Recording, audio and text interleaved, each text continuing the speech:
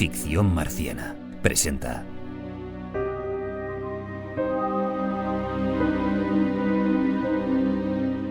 El color que vino del espacio, una obra original de Howard Philip Lovecraft.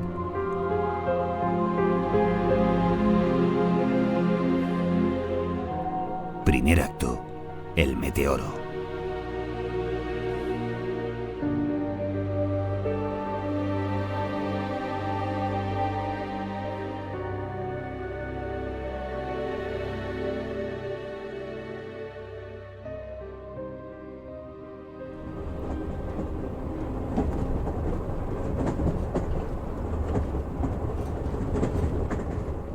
Al oeste de Arkham, las colinas se yerguen selváticas, y hay valles con profundos bosques en los cuales no ha resonado nunca el ruido de un hacha, donde los árboles se inclinan fantásticamente y discurren estrechos arroyuelos que nunca han captado el reflejo de la luz del sol. Estas fueron mis notas de camino a Nueva Inglaterra, cuando aún soñaba con dedicarme a la literatura. En realidad, mi presencia allí obedecía a motivos más pragmáticos. El departamento de obra civil del cual era empleado requería trabajo de campo previo a inundar unas tierras abandonadas y crear un lago inmenso. ¿Señor Goldman? Adelante. Con permiso. Quisiera que me asignara el proyecto del lago Arkham. No es usted hombre de pedir favores. Bueno, he leído el expediente y la zona a cubrir incluye un área que quisiera conocer antes de... ya sabe, que se pierda para siempre. Siéntese. Marcus es un empleado ejemplar. No tengo objeciones. Considere lo suyo. Se lo agradezco. Antes de irse, ¿qué tiene de especial? Si no recuerdo mal, allí no hay nada. Es un erial. Un marchito erial. ¿Perdone? Es el nombre que según el expediente le dan los lugareños. El marchito erial. ¿No le resulta teatral? Lo que no me parece raro es inundar una zona inhabitada. En fin. Aquí lo tiene. Disfrute el viaje a la nada, señor Keller.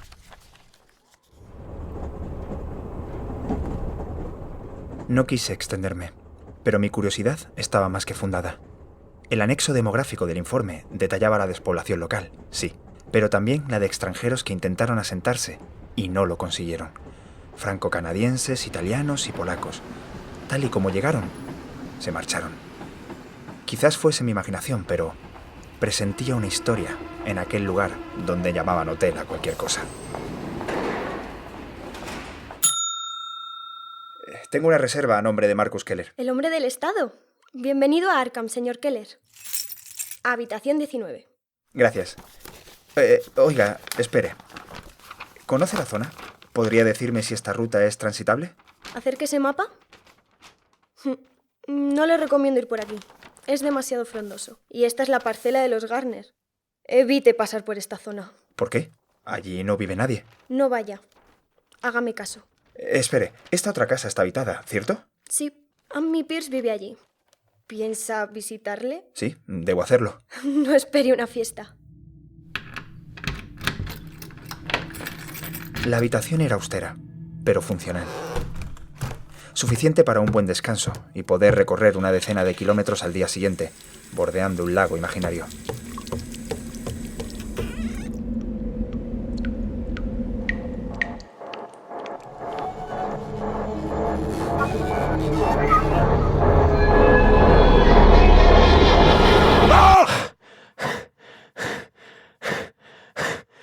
Desgraciadamente, no fue así, y Arkham me dio la bienvenida con una noche llena de pesadillas.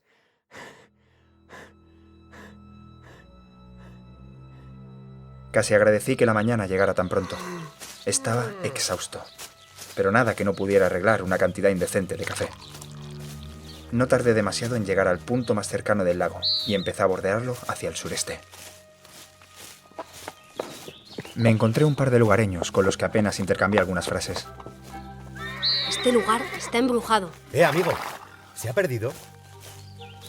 A media mañana descubrí un camino que dirigía al epicentro mismo del erial. Invadido por la maleza como estaba, debió dejar de usarse hace mucho tiempo. Estaba en el punto geográfico más alto, así que me desvié a la cima del collado para tener una vista elevada de la zona que íbamos a inundar. ¡Santo Dios!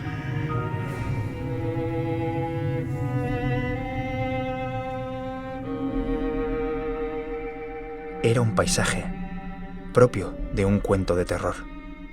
5 acres de gris desolación en los que nada crecía. Fruto, pensé, de un gran incendio. Disfruta el viaje a la nada, señor Teller. En mi labor no hay lugar para la improvisación, pero me sedujo la idea de visitar ese cementerio natural. Era una mancha corroída por el ácido, como una invasión de hongos en la pureza de la tierra. No había vegetación de ninguna clase, no más que una fina capa de polvo, de ceniza gris, que ni siquiera el viento podía arrastrar.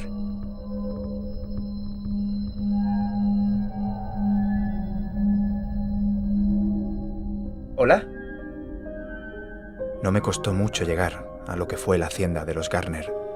Me adentré pasando entre árboles de aspecto raquítico, enfermizo, con troncos podridos. Ya en el pasado debió ser un lugar solitario y apartado. Oh, vaya. A mi derecha quedaron los restos derruidos de una casa de labor. Y apenas a una centena de metros, la negra boca de un pozo estancado. Emitía vapores que adquirían un matiz extraño, imposible a la luz del sol.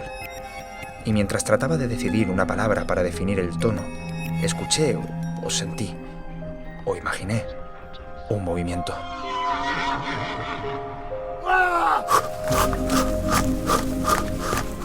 Huí a toda prisa.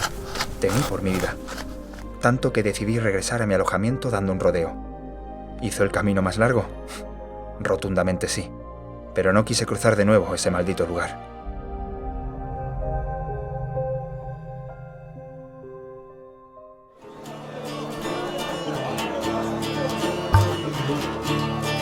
Por la noche me dejé caer en la taberna local e interrogué a algunos lugareños. Los días extraños. Si mi padre viviera, le podría decir algo. Sucedió en los 80, o puede que antes. Pregunte a Molly, es esa de Creo allí. que una familia fue asesinada o desapareció. ¿Nada? ¿Ha preguntado a Amy Pierce? Es un charlatán. Mi madre dice que ha perdido la No cabeza. pierde el tiempo con ese bicho raro. ¿Tiene dónde quedarse? No voy a negarlo.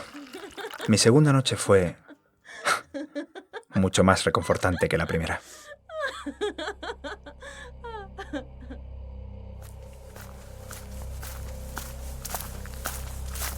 Amy Pierce vivía solo en una casa que había permanecido de pie demasiado tiempo. ¿Señor Pierce?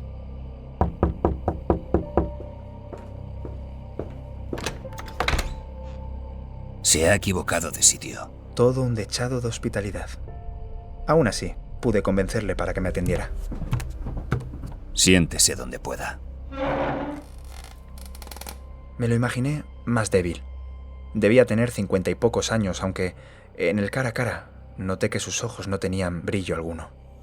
¿Sabe que el gobierno planea construir un embalse? De aquí hasta aquí. Aún sé leer las notificaciones oficiales. Su propiedad, señor Pierce, está en los márgenes de llenado y en su momento tendremos que evacuarle unos días, por seguridad. Lo tengo previsto. Conforme respondía a mis muchas preguntas sobre el distrito, aquel hombre fue abriéndose, demostrándome que era culto y más educado de lo que aparentaba. Señor Pierce, ¿qué opinión le merece este proyecto?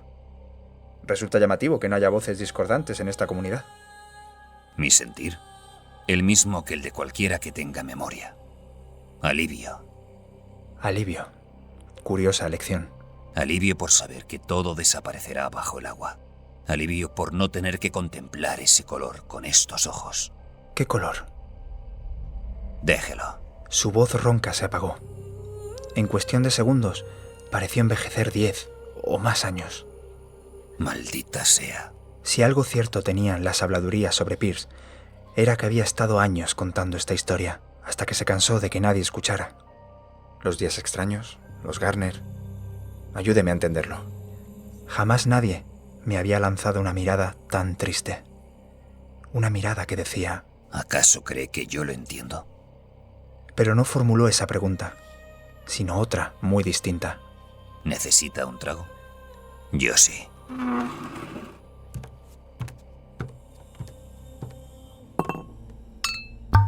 Fue entonces cuando oí su historia.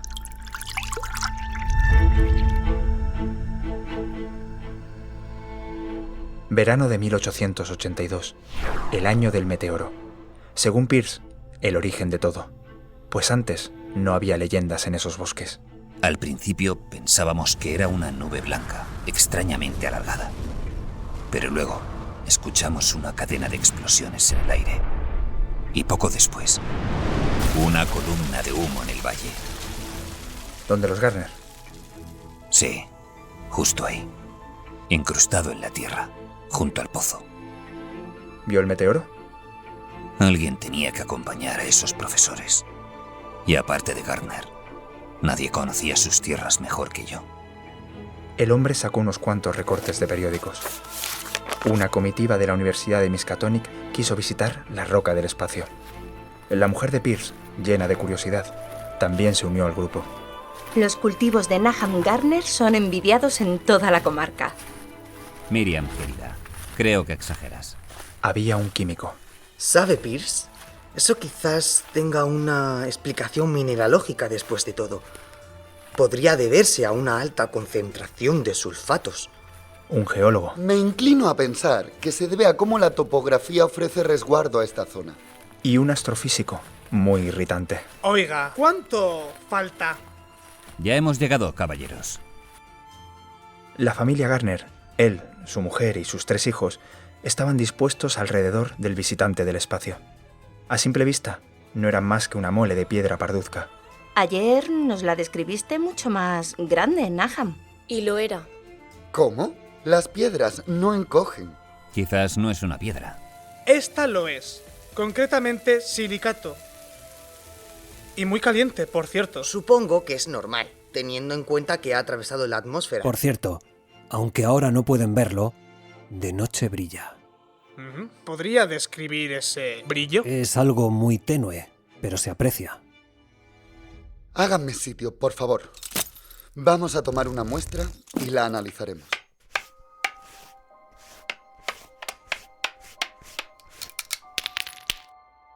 Ya lo tengo. Parece blanda. Sí, mucho.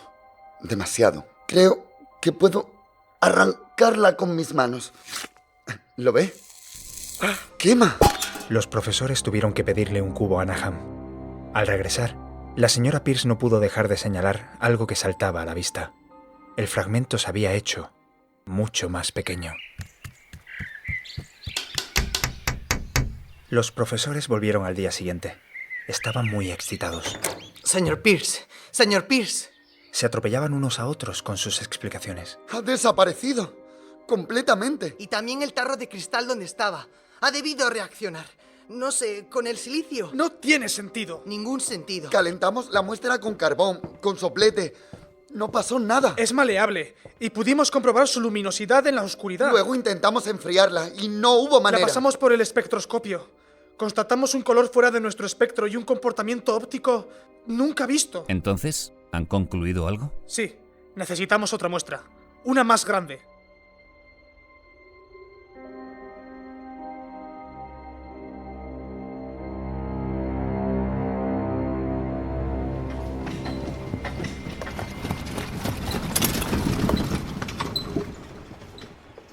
Los hombres regresaron a la propiedad de Garner y comprobaron, asombrados, cuánto se había encogido la piedra en apenas un día. No ha perdido calor. ¿Cómo es posible? Écheme una mano. Creo que podremos llevarnos todo este fragmento. Con cuidado. ¿Qué es esto? No sé. ¿Un glóbulo quizás? Parece blando. Oh, vaya. Se ha roto la membrana. No hay nada en su interior. Si encontramos otro, sería interesante obtener una muestra para una cromatografía. Pero no lo hicieron. Y tras estudiar esa segunda muestra, se declararon incapaces de clasificarla. ¿Y se rindieron? No.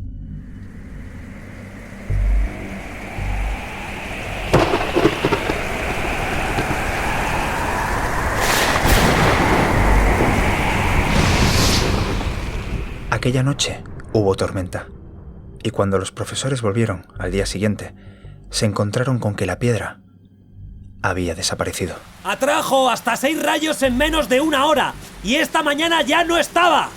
Debe ser algún tipo de propiedad eléctrica. ¡Maldición! ¡No tenemos nada! Aún tenemos parte de la muestra de ayer. Con suerte, la caja de plomo ayudará a conservarla. Pero no lo hizo. Al cabo de una semana, ya no quedaba rastro alguno de ese pedazo llegado del espacio exterior. ¿Y se olvidó el asunto? No. Quizás académicamente, pero tuvimos muchos reporteros en la zona. Muchísimos. Pese a la distracción que supuso el meteoro, el señor Garner y su familia siguieron trabajando firme en sus cultivos.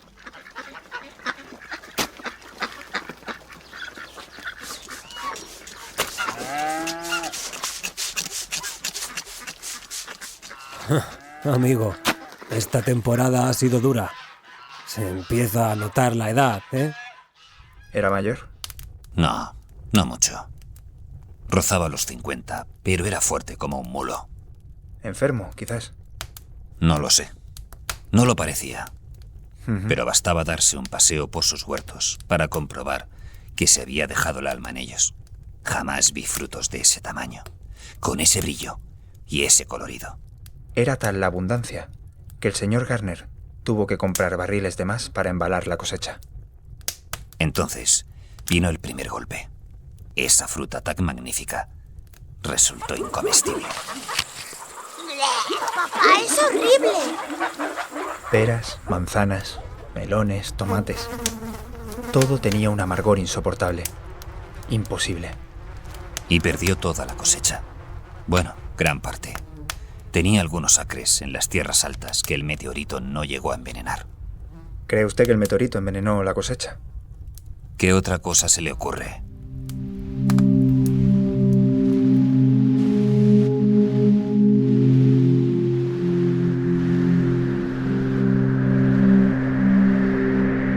El invierno se presentó de pronto y fue muy frío. Poco a poco, dejamos de ver a los Garner asiduamente. Espaciaron sus visitas a la iglesia y a los acontecimientos sociales. ¿Usted le veía? Más que nadie. Éramos vecinos y amigos. Pensé que su proceder era una cuestión de ánimo, pero acabé barajando la idea de que, ya sabe, que estaba perdiendo la cabeza. ¿Podría explicarse? Verá, somos hombres de campo. Nuestro trabajo es conocer la naturaleza. Nahum Garner declaró estar preocupado por ciertas huellas, sonidos, sensaciones. No sabía explicarlo, aunque afirmaba que las cosas vivas estaban cambiando a su alrededor. Yo mismo no le creí. Pensé que tendría fiebre, que deliraba. Entiendo. Hasta que una noche se me cruzó un conejo que saltaba de una manera... no sabría decirle. Pero mi caballo estuvo a punto de desbocarse. Imagínese. Los perros de Nahum también parecían vivir en un miedo continuo. Dejaron de ladrar para pasarse el día temblando y gimiendo. Entonces, pasó lo del pequeño MacGregor.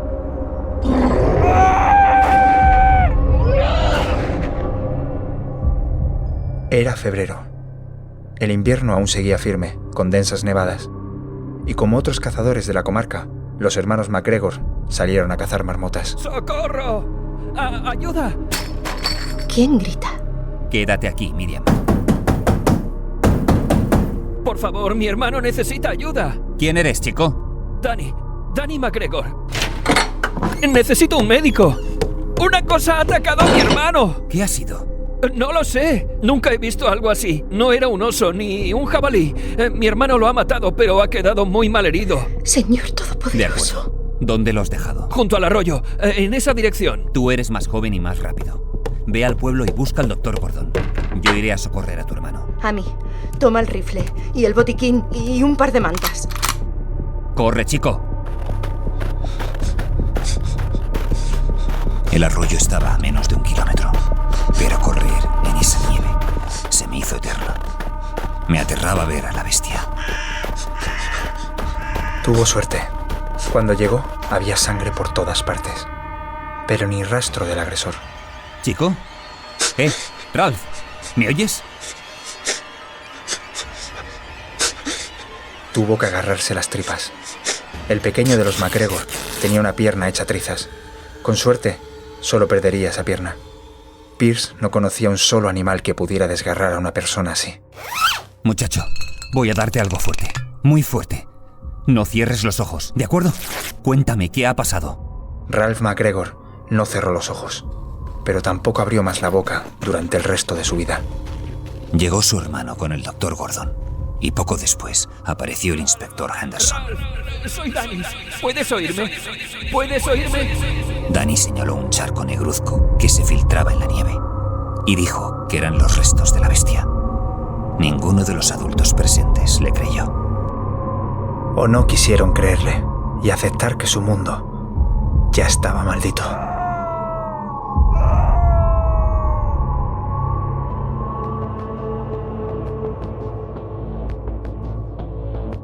El color que vino del espacio, una obra original de Howard Philip Lovecraft.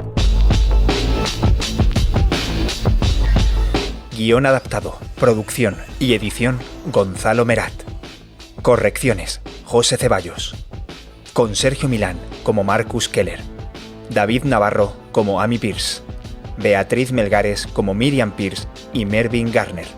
Salvador Bosch como Nahum Garner. María Andrés como Nevi Garner. José Ceballos como señor Goldman. Alma Aranda como recepcionista. Javier Cordón, Carlos Bustos y Marcos del Reino como profesores universitarios. César Parker, Ana Chernyshova, Alicia Gómez, Marta Sanz, Triz Santamaría, Rosy Carrero, Rodrigo Gómez y Marcos Pastor como los lugareños. Y Dani Fuego como Dani MacGregor. Efectos de sonido Gonzalo Merat. Música de Álvaro Blanco, Luca Franchini, Allen Gray, Adi Gold, J. Blanks, Enris, Andy Slater, Clean Mind Sounds y AJ Soundtracks.